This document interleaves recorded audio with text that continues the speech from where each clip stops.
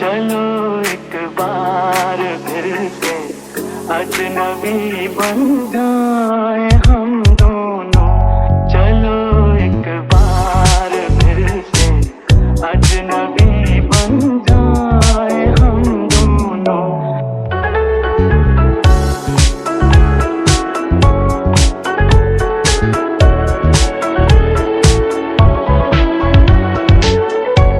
न मैं तुमसे कोई उम्मीद रखूं दिल नवाज़ी की, न तुम तरफ देखो। আসসালামু আলাইকুম, কি অবস্থা সবার? কেমন আছেন?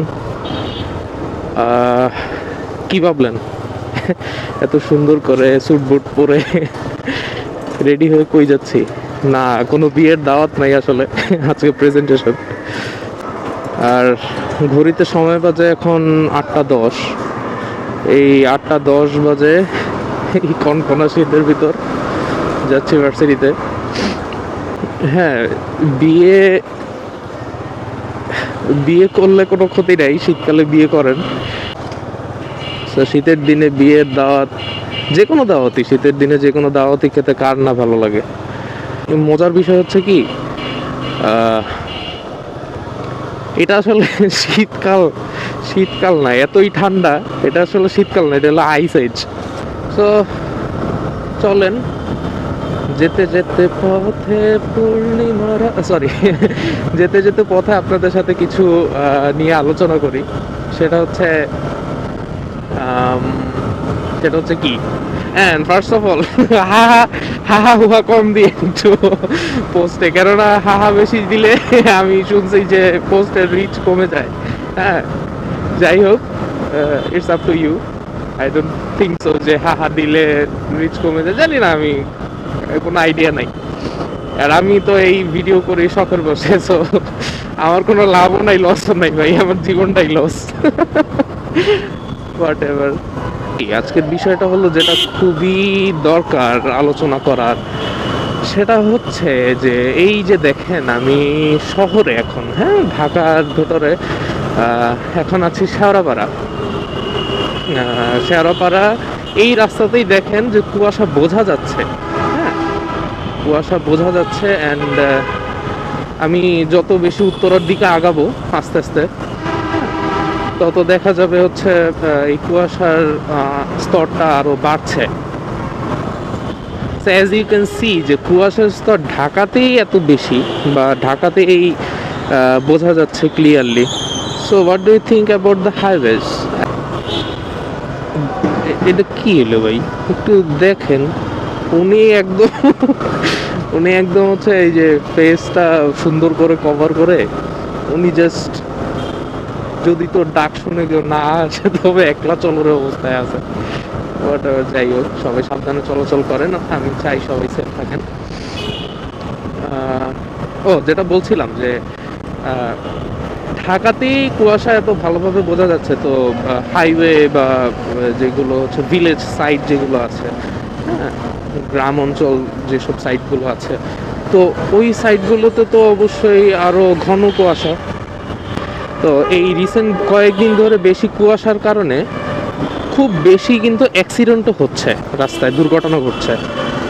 আমার যেটা বলার উদ্দেশ্য, হ্যাঁ, আমার যে এই কারণটা বলা, মানে আজকে এই বিষয়টা নিয়ে আলোচনা করার উদ্দেশ্য, সেটা হচ্ছে please avoid the early morning ride drive, whatever you do, and the night ride and night drive. Yes, এই দুইটা জিনিস যদি অ্যাভয়েড করতে পারেন, হ্যাঁ, অনেকটাই সেফ থাকবেন আপনারা। হ্যাঁ, খুব জরুরি প্রয়োজন না হলে এই দুইটা জিনিস একটু অ্যাভয়েড করেন আপাতত। তো যেটা বলছিলাম যে আর্লি মর্নিং, সরি, দুইটা টপিক তো বলছি অলরেডি। তো এই দুইটা জিনিস একটু অ্যাভয়েড করার চেষ্টা করেন, আপনারা সেফ থাকবেন। যদি খুব জরুরি না হয়, অ্যাভয়েড করাটাই best plan I think. And এর পাশাপাশি আজকে আরেকটি বিষয় নিয়ে আলোচনা করব, অনেকের মনেই কোশ্চেন আসতে পারে যে আমি এই যে মোবাইল দিয়ে ব্লগ করছি, is it safe? It's the first question. And the second question is কিভাবে করছি এটা কতটুকু কষ্টকর। হ্যাঁ, এটাই second question. And third question জানি না দেখা যাক থার্ড কোয়েশ্চেন কি। কথা বলতে বলতে হয়তো মাথায় আসবে। সো আগে ফার্স্ট কোয়েশ্চেনটা অ্যান্সার করি, সেটা হচ্ছে না, এটা মোটেও সেফ না।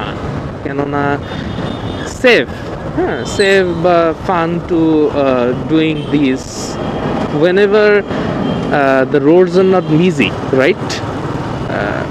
যখন রাস্তাঘাট বিজি থাকবে না, হ্যাঁ, বা বিজি থাকবে না বলতে as you can see এই ধরনের situation, and I feel safe right now.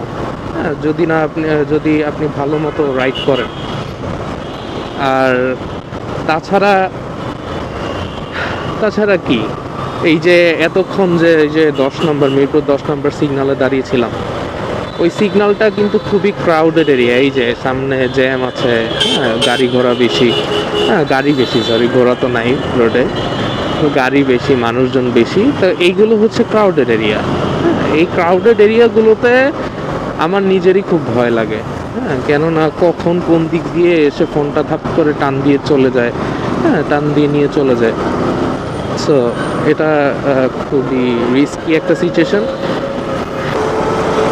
So the second question is যে কতটুকু কষ্টকর এই ব্লগিং সেট আপটা, বা হচ্ছে এইভাবে মোবাইল দিয়ে ব্লগ করা কতটুকু কষ্টকর and কতটুকু সুবিধা। আসলে খুবই কষ্টকর আমি বলবো, কেননা আপনি যখন একটা অ্যাকশন ক্যাম ইউজ করবেন, হ্যাঁ, অ্যাকশন ক্যাম হোক বা 360 ক্যাম হোক, যেটাই হোক না কেন, অবশ্যই সেটা প্লাগ অ্যান্ড প্লে সিচুয়েশনে থাকবে, রাইট? বাট আমার যে ফোন, এই ফোনটা হ্যাঁ plug and play in a view, but not like that. হ্যাঁ, নট লাইক দ্যাট, কাজ আমার ভিউ অ্যাঙ্গেল, হ্যাঁ, বা পয়েন্ট অফ ভিউ কি আসছে সেগুলো প্রতিনিয়তই খেয়াল রাখতে হয়। এই যে পয়েন্ট অফ ভিউ আমি খেয়াল রাখছি প্রতিনিয়ত, তো এই খেয়াল রাখার কারণে হতে পারে, হ্যাঁ, আমি তো অভ্যস্ত হয়ে গেছি অলরেডি। সো যারা নতুন শুরু করবেন, এমনও হতে পারে যে তারা তাদের দুর্ঘটনা ঘটতে পারে, কেননা আপনি যখন ফোনের দিকে তাকাই থাকবেন, আপনি তো রাইড করা অবস্থায় সামনে সেটা দেখতে পারবেন না, কিছু, হ্যাঁ, খেয়াল করতে পারবেন না। সামান্য লুকিং গ্লাসে যখন আমরা খেয়াল করি, তখনও কিন্তু আপনার ফোকাস সামনে থাকে না। সো এটাই বিষয়। আর হ্যাঁ, যারা করতে চান ব্লগিং, মোটো ব্লগিং এই ফোন দিয়ে শুরু করতে চান, চাইলে করতে পারেন, তবে হ্যাঁ ট্রাই করবেন যে ক্রাউডেড এরিয়াতে না করার, জিনিস একটু খেয়াল রাখা। অ্যান্ড কথা বলতে বলতে আমরা চলে এসেছি খুব সুন্দর একটি সিনিক পয়েন্টে। এই রাস্তাটাও আমার কাছে খুবই ভালো লাগে। কি বলবো,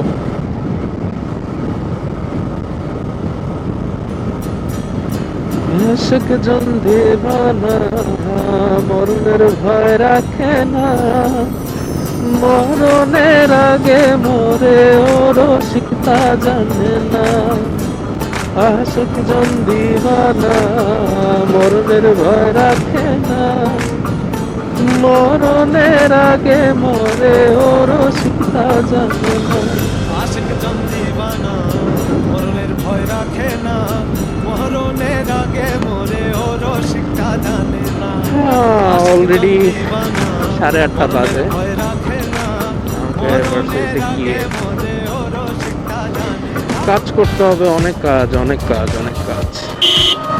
আজকে আমার একটা প্রেজেন্টেশন, 2টা সাবমিশন, 2টা সাবমিশন, একটা প্রেজেন্টেশন, মানে 3টা পরীক্ষা আর কি বলা যায় একই দিনে।